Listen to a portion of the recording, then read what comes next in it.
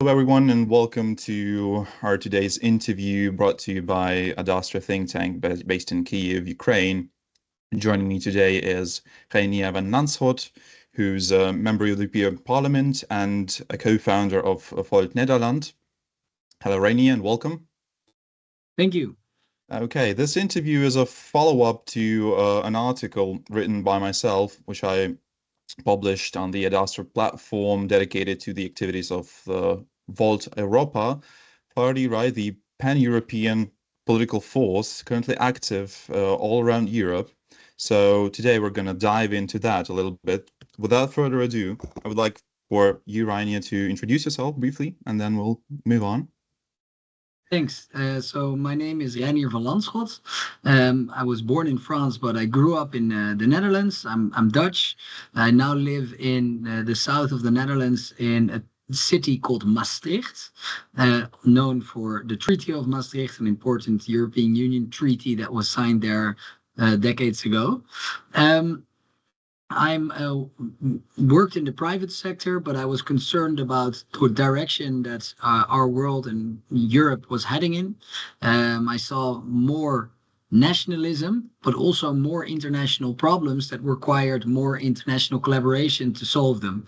And that was something that was bugging me so much that when I met the founders of Volt Europa, I thought, okay, I'm going to help them out. Became part of the founding team of Volt Netherlands, and since then quit my job in the private sector and dedicated the last 7 years of my life to trying to improve Europe, because we believe that only a Europe that acts together can solve the challenges of the 21st century. And right now, I have the honor to do that within the European Parliament, where I work on defense, on foreign affairs in the past year, in constitutional affairs, everything that relates to how does the EU work and how should it work. And lastly, the internal market and consumer protection. So that's in short who I am and what I do and why I do it. Okay, brilliant. So could you tell us a bit more about the anti-Volt party, the anti-Volt movement? What is it, and what does it do, and what does it purport to achieve? So politics has always remained a national affair. We have the European Union, there is a European Parliament, but politics itself remains very national. So in the European Parliament, there's also national parties representing national interests who collaborate in families with other national parties that think somewhat alike, but still the majority of the decision-making power lies on the national level. The majority of the attention goes there. And after climate change not being addressed well enough and other international problems not being addressed well enough, there's a young group of people in the entirety of the European continent that felt like we need to work better on an international stage and the EU needs to improve. But what we saw was Brexit and the first election of Donald Trump. Even though that's not in the EU, it did show the rise in populism and this backward narrative of going back to this great past that has never existed. And so young people in their 20s thought to themselves, we cannot let this happen. If you dislike something you see in society, after a while, it's over with complaining. It's time to do something. And they thought, okay, we need to break through this paradigm of nationalistic thinking. We need to make politics a European affair. And we need to radically improve the European Union in order to create a sustainable future, a safe future, and a prosperous future. And they thought of the idea of creating the first ever European political movement. And that's what Volt came to be. So it started with people without fame, without money, without any experience, but with a good idea and with a lot of idealism. And they started trying it not because, and me myself as well, not because it was easy, but because it's important. And since that foundation moment 7 years ago, I think the problems that we were trying to solve have only increased. The security is under great threat. with the war in Ukraine as the primary example. But we've also seen in these past 7 years how the need for international collaboration became bigger, for example, during the COVID crisis. Um, we still see that climate change is not addressed well enough. But now, for me, the primary issue is how we are unable to support Ukraine well enough to win. I think it's a matter of political will that it's not happening. And I'm trying to push for changes on that front. But why am I telling this? To give you a little bit of a view of where we are at now, because where we are now is almost 40,000 voters across 32 countries, all the European Union countries, but also the United Kingdom, and very important for you, of course, Ukraine. And we believe that only a Europe that acts together can solve the challenges of our time. And that Europe includes for us the UK, and it includes for us Ukraine. So members of Volt Ukraine are part of Volt Europa as well. They are represented by the Volt MEPs, members of the European Parliament, in the European Parliament. They can contribute to our policies and our vision for the future by voting in our general assemblies, and by being part of our movement. They can try to contribute to the change they want to see in the world. All right then. Well, seen as Volt is perhaps the most prominent political force associated with pan-Europeanism as of today and with European federalism. What would be your personal views on pan-Europeanism as an ideology? And then within that view, what would your ideal Europe look like, aside from this geographical dimension where it includes the United Kingdom and Ukraine and Yeah. beyond? So I think for me, the European Union itself is not the goal. I really believe in the values that the European Union is founded on, like democracy, the rule of law, respect for human rights. Those are the things that I wholeheartedly believe in. But the EU itself, it's not the goal, it's the means to an end. We want to create a future where we live in a world in balance with nature, where everybody is free to be who they want to be, love who they want to love, and has the opportunities to pursue their dreams in life. And to reach that vision in the 21st century, we need a stronger European Union. Because what we see today is that the European Union has two big flaws. The first one is it does not have enough democratic legitimacy. In politics, you need to make difficult decisions on scarcity. There's not enough money, not enough time to do everything. So you need to make choices. And in order for these difficult choices to be made, you need the support of the people. That's what democracy is about. But currently, the European Union functions mainly as 27 states, democratic states, that cooperate together in a democratic way. But the European Commission, for example, we cannot vote on, we cannot vote them out as European citizens. European parliamentary members can, but it's different from how other democracies work. So it lacks the democratic legitimacy to take the difficult decisions that we need to take now. The second big problem is that it lacks the ability to make these decisions quickly. Because these 27 member states all have veto. I think every reader of this interview will have heard the stories about how one European country can block sanction packages towards Russia because they think it's in their interest, even though in the long run it's definitely not in their interest, but that's what they currently believe, to block these decisions. And this veto, the ability to take the entire European hostage, is really limiting the ability of the European Union to act. And because of that, we are achieving less than our potential. And that's really annoying. We could be so much more forthcoming in the support for Ukraine, for example, if we would not have this veto that limits us. If the European Union is a car, then there's 27 member states at the same time behind the steering wheel, they can all try to put their foot on the gas pedal. But if one country presses the brake, then the country that presses the brake determines the speed. And if you look at these two big flaws, how can we solve the lack of democratic legitimacy and the speed with which we can act on the changes in the world around us? Then the best way to do it, according to me and to Volt, is to create a European parliamentary democracy with many European political parties. So we are social, liberal, and green. But I hope that there will be European political parties that are very conservative in the future as well, so that we can lift the political debate also not only on a national level but to a European level, and then we'll have conversations on a level where it makes more sense. And that way we can solve the biggest problems of our time. So that's what we're working towards, a European parliamentary democracy with the European government, a European president that is elected by the people as well. And so I think if I would sum it up, what would the impact of this European parliamentary democracy be?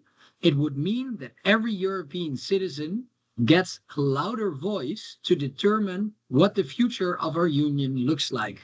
And that's what democratic legitimacy and the speed will be able to create. Yeah, well, surely a united Europe is perhaps the only Europe that is able to survive in this turbulent world, which Yes, became because especially apparent with the re-election of Donald Trump as the president exactly, of the United exactly. States. It seems like There's we're we're mhm. there's a quote that I love about this. There's two countries in Europe, two types of countries. You have small countries and small countries that don't know yet they are small. Yeah, well, that's an interesting saying. Well, according to that, it is then come as a necessity to unite Europe even more, which is why this notion of a Europe united is quite popular in Ukraine. This kind of expectation that we have. But then again, uh, uh, do you think it is now possible to popularize this notion of the need to achieve greater sense of integration within the European Union and Europe as a whole, especially seeing as you need to sort of draw the attention of those not quite affiliated with the ideas of European federalism, right? Like the voters not previously familiar with Volt or not typically willing to vote for Volt, the groups such as like farmers or Yeah. entrepreneurs, right? Because Give well, me one according to second. my investigation, a typical Volt voter is someone with a former Erasmus background, right? An inhabitant of a great city in Europe who is familiar with many cultures, who has possession of more than just one language, right? Someone who benefits from open boundaries, who has seen the entirety of Europe, who likes it that way, and who wants it to develop further. But then there are voices who are against that, who are more interested in the national politics as the future of Europe, who see the European Union as Europe à la carte, so to speak, not Europe. How would you think it would be possible to pan-Europeanism, especially the kind that Volt propagates, resonate with voters more than it does now? Yes, thanks for asking that question. It is true, but actually we see there's 450 million people in Europe, and we see both trends. And the first trend is the trend of nationalism. It's a way bigger trend at the moment than pan-Europeanism. The nationalism has many big political parties, and also the parliament has just become more nationalistic. At the same time, it has also become more pan-European because we had one member of the European Parliament who embraces and is pan-European. That was Damien Beuzelager in 2019. He was the first one to get elected on such a ticket. Now we have five. We also see our member base increasing. So if you look at it, it's still a lot smaller than nationalism. But I have the babysitter of my father, who is a very old and very wise woman. So, and she said, when we started and didn't succeed in the first go, she told me everything that is big starts out small. And I think that is very fitting. We started out small, we're increasing, we're still not the biggest political force in Europe, but it is what we aspire to be in the long run. And someone who has inspired me to know more about the EU and dive deep into it is a former professor. His name is Mathieu Zegers. He unfortunately passed away a few years ago, and he was a big thinker on modern history and the development of the European Union. In the conversations I've had with him, he also mentioned that looking back at history, it often seems as if the only logical outcome of what was happening is what has actually happened. But if you put yourselves in the shoes of people who were living at that time, then there were other options that could have become a reality. And if that would have happened, we would now say, oh, it's logical that that happened for reason ABC. But it's not fixed. And so when I asked him, like, okay, we see nationalism rising and we also see a bit of pan-Europeanism, just the question you asked me, I asked him, what do you think will win? What do you think will be bigger? And his answer was, it depends on who organizes themselves in the best way. So I see it as my responsibility and the responsibility of all the thousands of Volt volunteers that are working on this across Europe to be the best organized and the most innovative political movement there is, so that we can grow, win elections, and make sure that we create this vision that some people now say is a dream that will never happen and it's naive. But we've seen in the recent past that things that were unlikely did happen.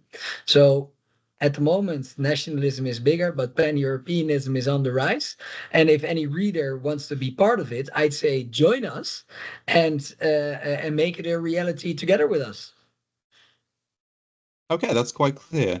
And by the way, now that you mentioned this far right surge, right, that is has been hampering Europe for like a couple of years at least and beyond, something that started with Brexit and in terms of the European skepticism even earlier on with the creation of the UKIP in the United Yeah. Kingdom, right? Nowadays, we're witnessing this far right surge in that far right political parties, right wing populists, as well as left wing populists, by the way, but nonetheless, they tend to gain more in public support based on this criticism of political establishment, which was apparent during the COVID era, so to speak, and during the current crisis associated with Russia's war against Ukraine. So there is this rise of right-wing populists. How exactly does one explain it on one hand? And on the other hand, how does one deal with it as a champion of European integration? Yeah. Yeah. The funny thing is that um, sometimes the Euroscepticism and our critique that Volt has on the EU are almost the same, because like the biggest Eurosceptics, they will say the EU is not democratic enough, and I said 20 minutes ago the EU is not democratic enough. But where we differ is that we have a 180 degrees other direction of how we should deal with it. The Eurosceptics, that the populism that you see, they are advocating for going back in history towards a nationalistic ideal that, in my view, has never existed. And also, if that would, if they would succeed, it would marginalize each country to irrelevance, and we will have to accept what the big players around the world want us to accept. And I think if we would go in the direction that Volt advocates for, where we solve these lack of democracy issues by making the EU way more democratic and giving it more power instead of less, that we then create a future where we are the captains of our own destiny, so to speak, and where that destiny looks a lot more bright for all Europeans, including Ukrainians.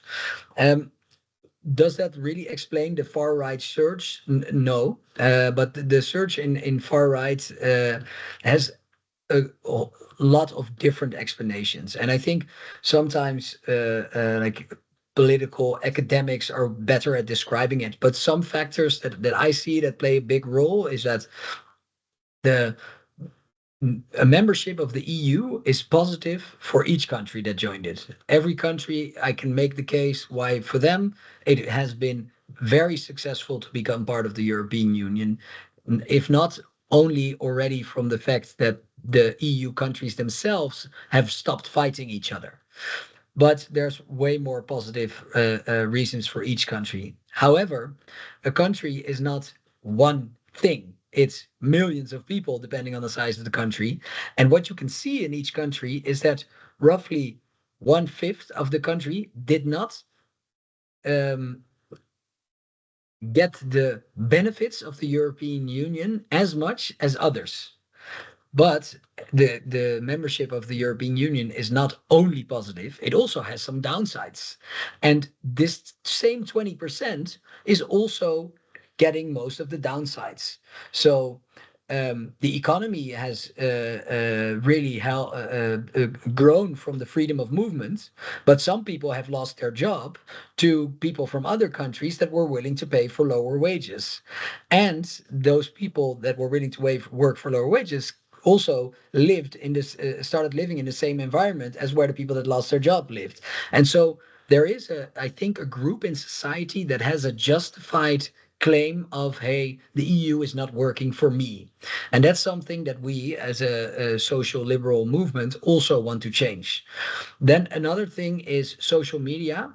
We have given megaphones that were so loud to so many people in a way that amplifies the negative, the obnoxious, the arrogant, the unkind. And I think if we look back in on our lives in 20, 30 years, we're going to say, oh, wow, remember that era? Social media was insane. Look how it only made like the biggest jerks more known. I think that social media definitely plays a role also because it gives the Russian secret services the ability to intervene, to push these voices that undermine European democracy, to spread disinformation and lies. So I think these are two big reasons for this far right surge. All right.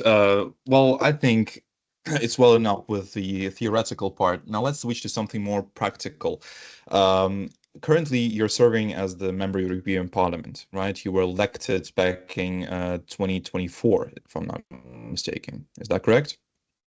Would you care to tell us a bit more about the elections process? How exactly does one achieve to become a member of the European Parliament? What's your success story in this regard? So we are a democratic movement, which means that all the positions in our movement are distributed, or the most important decisions are distributed by internal elections. So that means that to become a European parliamentary member, first you need to go through an internal election process, and the members of Volt need to say, okay, we want you to be one of our representatives. And once that has happened, then the actual elections happen. The weird thing, the European elections are called European elections. They are for the European Parliament, but in practice, they are national elections that very often revolve around national topics, not about European topics, and where you have to compete with a national political party. So Volt was forced, in order to be able to compete, to create Volt Netherlands, Volt Germany, Volt France, Volt Italy, Volt Cyprus, etc., because otherwise you cannot compete. Um, in this competition or election, it depends on the size of the country, how many MEPs you have. The Netherlands has 31, so you need roughly 3.5% in order to get elected. And we managed in the Netherlands to get two people elected, myself and my colleague Anna. And in Germany, we elected three, so five in total. And that's a process. The campaign process is a process where basically the actions of thousands of volunteers who hand out flyers, who knock on doors and ring doorbells and have conversations, who share stuff on social media, and the collective efforts of those thousands of people combined, that led to these votes. Okay, that's quite clear. And now, as a member of the European Parliament, what are your main activities in your position? What do you normally concern yourself with? So the primary task of a member of the European Parliament is to contribute to legislation. So the European Parliament, the European Commission, and the European Council, these three bodies, they create legislation together in a long process that I will not go into details of. But my primary concern is making laws on, for example, I mentioned at the beginning the committees that I'm part of. So in the European Parliament, the work is spread out over 25 different committees. And for example, in the Defense Committee, we are going to create a legislation on what, according to us, the future of European defense should look like. And then I will negotiate with other members of the European Parliament who represent other political families, about what a text is that we can adopt. Because in the end, legislation is text. So we're negotiating about words. And the only way to get something through is to have a majority. And the majority, no one has a majority by themselves. So you need to do a lot of compromise. And you have an idea of what you want to achieve, then you negotiate around words. And if it's good enough, then everybody votes on it. And if a majority thinks it's good enough, then it goes through the council and then it becomes legislation. So that's the primary thing. But also, we are voices that are part of the public debate. So I also spend quite a lot of time on public speaking, on speeches, on being active on social media to share our vision and to share what we do. Um, and I think those are the two primary things that I do in my daily work. All right, and then, as far as I'm concerned, you're also the Ukraine lead Yes, uh, in the Volt fraction of the European Parliament. Is that yes, correct? yes. Right. So So would you like to tell us more about your activities regarding, for example, the children abducted by Russia and whatnot in the defense industry, for example? yes. So within Volt, we have five members of the European Parliament, but as I said, we're active in 32 different countries. So we want that each country and the board of each Volt chapter, as we call them, has a spokesperson in the European Parliament that they can reach out to, but that I also can ask for input. For example, I like to tell personal stories of others in the public debate, so I can use my podium to make the voices of others louder, and then I can ask for Ukrainian members of Volt to tell me stories that I can use to make sure that the support for Ukraine is high on the agenda and remains there, because the support for Ukraine is my number one priority. I think that is morally the right thing to do at the moment. But I also think, and that's kind of selfish, but it is in the interest of every European citizen that this war is not won by Russia. Because if that happens, it deteriorates the further security situation for the future of Europe in its entirety, not just Ukraine. And so that has been my number one priority. And how do I work on that? For example, by traveling to Ukraine. I was there last time in February, and by meeting people to hear what they experience and to bring those stories back. So we went to the organization Save Ukraine, who are working on trying to get the abducted children back to Ukraine, and that's something that really moved me personally to hear the stories of a young man who was taken by the Russian army and who, with a lot of help and courageousness, found his way back after 1.5 years in Ukraine. Um, and these stories help me to, when I'm back in the Netherlands, tell people, oh, do you want to support Ukraine? I have a good cause that you can donate to. Here, I've been there, I've spoken to these people. This is the project they're working on. Um, and I think it is my responsibility to see what we can do. For example, with the Ukrainian refugees in Europe, the 4 million people there. My parents had a young Ukrainian family, or the father was in Ukraine, the mother and two children living in their house for 6 months. And that's on a small scale, but on a larger scale, there's the European Temporary Protection Directive. I'm not working on migration, but Anna, our colleague, is. So we talk about, okay, what needs to happen there to ensure that the Ukrainians outside of Ukraine in Europe get the help they need. Another example is that I think it's our responsibility to also think about the next phases, to try and look in the future of what could possibly come up, and then act on it. And we also will have a lot of war veterans who will return, and we need to make sure, and I think the Europe should help with that, that they can socially integrate back into society, especially if you have a disability, for example. I did a lot of voluntary work for people with a physical disability, so I know that the right policies can change people's lives. If you organize a society in such a way that it's more inclusive for people with a disability, it has a huge effect. And I think these type of things is what I, as a European parliamentary member, besides making points for more weapons and more support for Ukraine on that front, to also already think about those topics.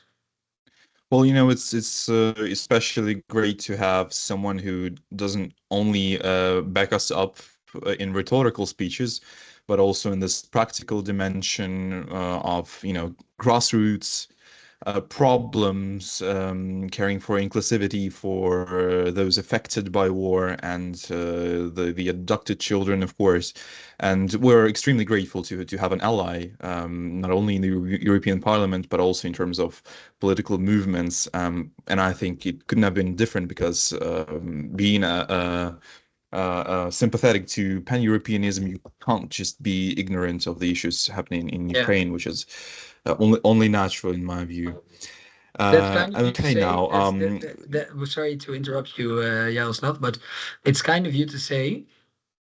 But one thing is important to me is that I think I'm doing what is in my abilities, but the real people that should be thanked are the Ukrainians who have to literally sometimes pay with their lives, or the lives of their loved ones, and it's that is an indefinite size difference. So it's kind of you to thank me, but I think Ukrainians are the one that should be thanked. And there's one thing that I forgot to mention that I work on, which is, I think, relevant for Ukraine, and that is European enlargement. So Ukraine now has the candidate status, and it can go. Candidate status can take years, it can take decades. Um, but I'm trying to speed that up and to take away hurdles so that Ukraine can integrate into the EU quickly. well, it's funny that you mention it because that is exactly what I wanted to talk to you about, EU enlargement, right, and Ukraine's accession. Yes. Um, um, there are lots of obstacles in the way right now, such as, for example, the reluctance of certain states to allow the negotiation process to move forward, despite the screening processes happening right now, right in parallel to the official track. We're right now we're on track to join the European Union. The popular support for it is quite large, larger than ever, probably. Um, but then again, there are many questions that do arise in regard to Ukraine's accession. For example, there's an additional point, an additional amendment to the Copenhagen criteria, right?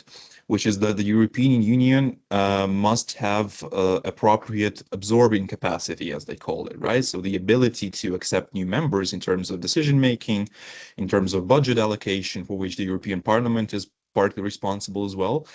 And hence, what the representatives of academia often talk about is that the real sort of the real benchmark, the real sign that Ukraine's accession is happening is if the structural reform of the European Union takes place. Do you think that is true? Does the European Union need a structural reform to change its absorbing capacity? And then how do you see the future of the European Union's enlargement unfold in general? Thanks. This week, we will publish our big vision on European enlargement and European reform. So if anybody's reading this later and they are very interested to read more about the background, there's a 10-page sort of vision that we see with a clear path on how to get there. If you look at the European history, every big accession is accompanied by big internal changes. And I also think the European Union has to change now. With or without any enlargement, it's not working well enough now. So it needs to change.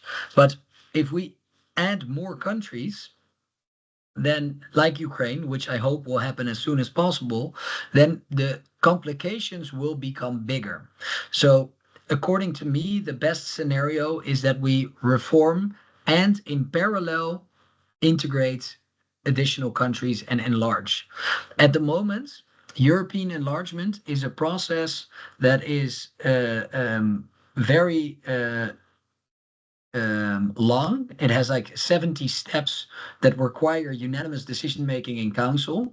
We want to take that away to only unanimous decision making in the beginning and in the end, so that it can go quicker, and do a thing called gradual accession, which means basically not once you're in, you're totally in, and before that, nothing happens. We want to integrate in an earlier stage already, give people the opportunity to study in Europe, make sure that in some aspects or economic fields already there's a more intensified collaboration. If we do that in parallel to reforming to the EU, then I think we will create the best scenario. However, at the moment, the difficulty is that the majorities in parliament are not in favor of reforming the EU. Then the majorities in parliament will not probably change in the coming 2 or 3 years. And so what I also see sometimes is that people that don't want the EU to enlarge, they say, okay, we cannot enlarge, we cannot do anything until we have reformed, knowing that reform takes ages, and through that delaying the entire process. And that's annoying. That's why I want to go for this gradual accession and in parallel reform. Yeah, so in short, the reform must take place, but the accession process should not be, dampened by it, right? And it Yeah, should happen in parallel, right? So the yes, reform, which also allows for gradual accession, exactly. in That's the it. same time. All right.